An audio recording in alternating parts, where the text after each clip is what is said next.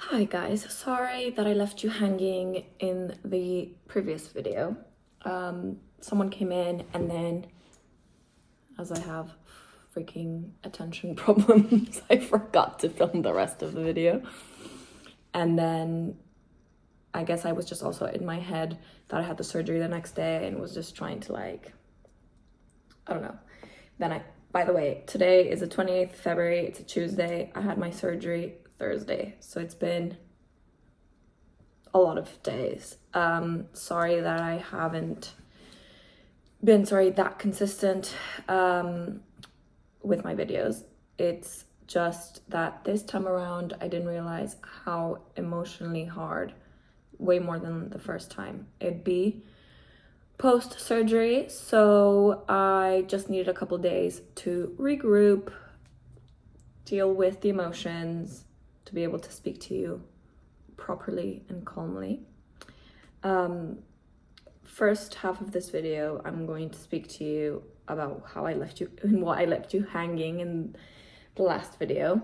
We'll go into more information on the autoimmune disease Hashimoto's, which is what I have, what it is, and how it affects women. And then I'll let you know, as like I mentioned before, that crazy situation and the post-surgery of what happened to me last year, that I'm literally praying that it doesn't happen to me this time around. And just sort of to put a red flag out there if there's other women that have had a reaction to egg freezing like I have. Message me, because I haven't met anyone who has gone through this, and it's felt really confusing and lonely and just worried, I guess, about my body and why this is happening to me. Even, it's been a year and I still don't have answers. I've just sort of learned to live with it, and I'll tell you how. So we'll rewind to the story. First period post egg freezing a year ago. So I guess, 2 weeks after the surgery, I woke up on the second day of my period, I think, 5 a.m, like I said, 6 a.m, in excruciating pain. And almost, like I mentioned before, I was having contractions as if I was about to give birth. It's the weirdest thing I've ever experienced. Obviously, I didn't really know what was happening. I just knew immediately that I needed to call 911. But luckily, like I mentioned, I had my boyfriend with me, and he was nothing but amazing, if anything, to calm me down, because I immediately started screaming, saying, call 911, something is wrong. Something's wrong. Within the first 20 minutes of the pain that I was feeling, which was light contractions, so they'd come really intensely and then they'd go, and it genuinely felt like it wasn't centered in one specific area. It was my entire uterus was contracting. 20 minutes in, projectile vomited all over the floor in my room, and then essentially was on the toilet. Oh my god, Riley, excuse me, that scared me. I was literally on the toilet, couldn't literally move. It was coming out of everywhere. TMI, but I'm just being transparent. And so I was literally throwing up on the floor as I was sitting on the toilet. It was just horrible. And in that moment, I said to my boyfriend, please, can you call my parents? I'm something's not right. So I was FaceTiming my parents, basically crying and screaming on the phone, saying I don't know what the fuck's going on. I literally feel like I'm going to die. And during that whole thing, anyway, my parents were like, oh my god, okay, maybe it's a reaction that you're having because of the egg freezing, I don't know. And I just was screaming, saying I need to go to the hospital. I tend to be dramatic. And my friends and family know that I tend to be dramatic. Like I mentioned, I'm a hypochondriac. But I swear to God, this was unbearable. But my boyfriend, knowing me how I am, was like, listen, why don't we run you a really, really hot bath? See what happens. If you're still like screaming in pain, we'll call 911. So fast forward about an hour and a half. It's almost like my primal instincts kicked in. I was like on fours on the floor, just screaming, because it genuinely felt like I was about to give birth. It sounds crazy. That's the only way I can describe it. And I was like basically in and out of consciousness, like fainting. Like he had to like hold me up because I just was like fainting. Anyway, it started getting better and better. I took a bunch of like ibuprofen that I had here, which is like the strongest thing I have, and got into a hot bath, and that really, really, really helped, just like sitting in a scorching hot bathtub. And then I kind of fell asleep in the bathtub because I was so tired. At this point, I'm 3 hours in. By like the 4th hour, I just was drained. Obviously, it was literally 4 hours of just horrible, horrible pain. And then it just went away. That was it. As if like completely normal after that. So obviously my parents were calling me, being like, how are you feeling? I was like, I'm fine now. It was just like a 4-hour episode of hell, essentially, is how I would describe it. I actually had called my fertility doctor that I'm going through this process with. And he was like, no, I really don't think this is due to the egg freezing. I've never heard of this, and that he was pretty useless. And I was like, I couldn't control the pain. So I was like, I'll call you another time and we can talk about this another time, because I just was like literally losing it. Then anyway, comes a month later, period again. Same shit happens. Exactly the same. Wake up to excruciating pain, the throwing up, the fainting. This time I was in Paris. I was with, thankfully, my parents. And like, I just kept telling them, my mom was like, I've never actually seen you in this much pain. I know you tend to be dramatic, but like, called my dad and said, I've never seen Anna like this. Like, I'm actually, like, we need to do something. I think we need to take her to the emergency in the hospital and to A&E. And I just kept saying, no, I don't want to go to the hospital. I don't want to go to the hospital. Just like last time, just run me a really hot bath. I'll be fine. And it didn't help this time. It just kept getting worse and worse. I like fainted in my parents' bathroom floor. It was just horrible. So they rushed me into the hospital and they did an ultrasound scan. And it turns out I had cysts in my ovaries that had exploded. I would like to preface that I have never in my life had cysts before. So I'm not a doctor. This is just me putting 2 and 2 together. I think that me injecting myself with hormones made my body create cysts. I have no idea if this is correct or not. It's the only sort of explanation I could make and have and still have to this day. And it just so happens that every time I was on my period, they were exploding. And I guess the gyno explained to me that it makes you throw up because the liquid inside the cysts travels to your intestines and it makes you sick, essentially. But anyway, they gave me like super strong painkillers and then I slept the rest of the day. And then this is where it gets crazy. So your mind, this is, I guess, how powerful it shows that your mind can be. Because naturally, if anyone goes through what I went through for two periods, consecutive periods, you're going to be like, I don't want to fucking get my period ever again. Like, this is horrible. How am I supposed to live like this? So I was so terrified of getting my period that next following cycle that I didn't get it. I have never skipped a period in my entire life. and I just did not get my period. Because I think mentally I was just like, I can't fucking do this anymore, like this pain.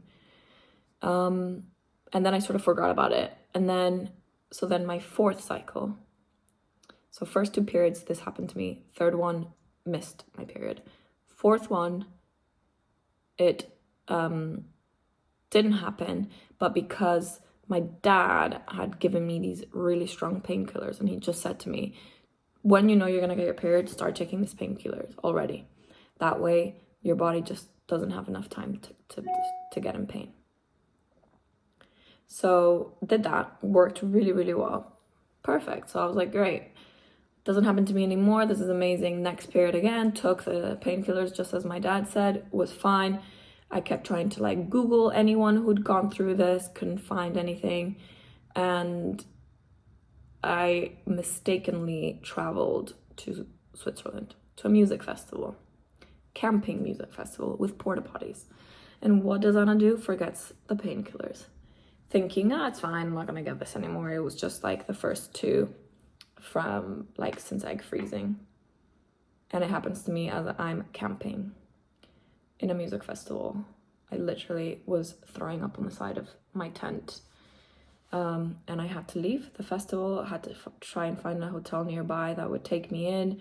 They obviously assumed that I was fucked up from the festival and drunk, but I literally like couldn't even stand up from the pain. I was like, please let me in. Like, I'm not well. Like, I'm not drunk. I'm not anything. I'm just really ill. Luckily, I was able to find one and stayed about 4 hours in the hotel. Again, just with hot water on my stomach and throwing up and just the usual. So clearly, these painkillers are just a way to mask the actual situation. And not curing it. So to this day, I have no idea why this is happening to me and why I'm still, to this day, every time I'm on my period, I have to take these painkillers because I'm just terrified of it happening. I know that during this last cycle, they did ultrasounds on me all the time and they saw no cysts. So we'll see now if post-surgery this happens to me again, and then I'll really be able to tell and I guess make a connection with the egg freezing and maybe my body just reacting this way. I even thought that I had endometriosis because these symptoms are very, very similar to someone who has endometriosis. And I actually even did an MRI of this part of my body. Nothing showed up. Like, I went through literally everything to try and figure out what was going on, and no one could tell me anything. I mean, and all the tests would come back normal, like, it's just that I had cysts, but it's very common to have cysts, so it shouldn't be that mine just are randomly exploding every time I'm on my period and it's hurting. Like, it just doesn't make any sense. So I will update you on that. I have actually got a meeting with this doctor who's going to help me try and figure out what is going on with that. And then, yeah, so not fun. As I said, like, that experience is 10 times worse than the entire egg freezing process for me. I would do this egg freezing process 1,000 times to not feel that pain that I feel when it happens to me. So I don't know if any other women have felt this or have had this post egg freezing. Let me know. And then, yeah, so I mentioned to you, this video is going to be a bit long, I'm sorry, it's just the way it is. I mentioned to you that I was diagnosed with an autoimmune disorder when I was 13 years old called Hashimotos. So I will read you the description of Hashimotos. So it is an autoimmune disorder affecting the thyroid gland. The thyroid is a butterfly-shaped gland located at the base of the neck just below the Adam's apple. Well, I don't have an Adam's apple. The thyroid produces hormones that help regulate many functions in the body. An autoimmune disorder is an illness caused by the immune system attacking healthy tissues. In Hashimoto's disease, immune system cells lead to the death of the thyroid hormone producing cells. The disease usually results in a decline in hormone production. Although anyone can develop Hashimoto's, it is most common among middle-aged women. Not on my case. The primary treatment is thyroid hormone replacement, which is the medication I take, and you take it for the rest of your life. Hashimoto's disease is also known as Hashimoto's thyroiditis, chronic lymphocytic thyroiditis, and chronic autoimmune thyroiditis.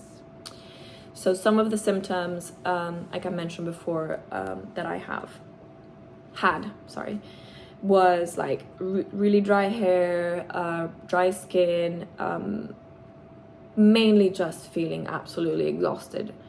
And, you know, being diagnosed at 13 years old and being a 13, 14, 15-year-old with this low energy, it was rare. Like, my mom kept being like, oh my God, Anna, you're literally a teenager. You should be like, so much energy. And I would just like be sleeping literally all the time, or just really struggle to function, really. And then, unfortunately, also one of the side effects of Hashimoto's is depression. And I, of course, want to be open with you. I was diagnosed with depression, and I'm currently on antidepressants. So you can see how autoimmune disorders aren't fun, and they affect many different parts of a woman's or people's lives. Hashimoto's and fertility also, like I mentioned, are correlated. So the decrease in the production of your hormones from your thyroid, it disturbs ovulation. So that's how it directly affects fertility. But I'll read you some of the other symptoms in case you're interested in learning more about it, or you feel like I'm saying something that you might have. Why not get it checked? But so, like I mentioned, fatigue and sluggishness, increased sensitivity to cold, increased sleepiness, dry skin, muscle weakness, joint pain, irregular or excessive menstrual bleeding. So like I mentioned, I have had excessive menstrual bleeding my whole life, almost to the point that I almost got a blood transfusion once because I was so anemic from how heavy my periods were. Depression, problems with memory or concentration, swelling of the thyroid, puffy face, brittle nails, hair loss, enlargement of the tongue. So essentially that is Hashimoto's disease, and that is also why I think for someone my age who's a healthy, 30-year-old woman, almost 30-year-old woman, I'm struggling with fertility. I mean, I'm not infertile, but who knows that if I'm not doing this process, and let's say I'm not ready to have kids, I don't know, in 10 years, then I could be completely infertile. So you never know. This is why I think it's super important to prioritize your health, get everything checked, make sure everything's working, especially if, like me, your dream is to be a mom and you want to do everything in your power to be able to accomplish that.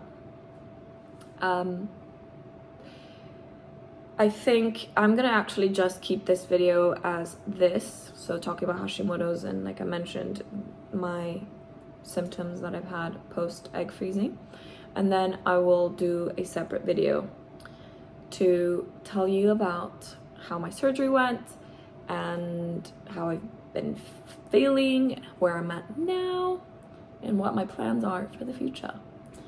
So I'll see you in the next episode, and please let me know if you have any questions. I know that I've literally bombarded you with a lot of information, but I've tried to be as open, like I mentioned, and as